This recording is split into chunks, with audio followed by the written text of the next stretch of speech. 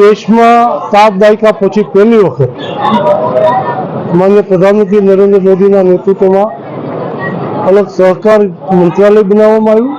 એની જવાબદારી સબળ અને સફળ એવા ગૃહમંત્રી અમિતભાઈ શાહને સહકાર વિભાગ આપવામાં આવ્યો.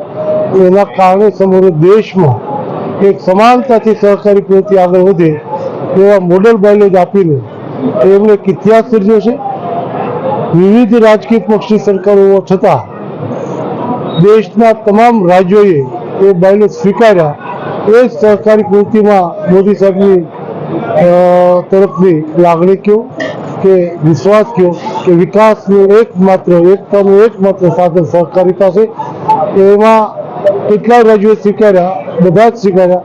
મમતા બેનર્જીની સરકારે પણ આ બાયલોજ સ્વીકાર્યા. સામાન્ય રીતે નરેન્દ્રભાઈ મોદી કે અમિત શાહ 1+1 = 2, 1 + 1 = 2 એવું ગણિત મૂકીને દાખલો લખે તો પણ એનો વિરોધ કરે કે ના 2 ન થાય. એવા રાજ્યોએ પણ સહકારી ક્ષેત્રે બાયલોજ સ્વીકાર્યા. એ જ સહકારી પ્રવૃત્તિનો વિશ્વાસ આગળ વધારવા માટેનું અને મોદીજીનું અલગ મંત્રાલય બનાવવું એ સફળતા છે.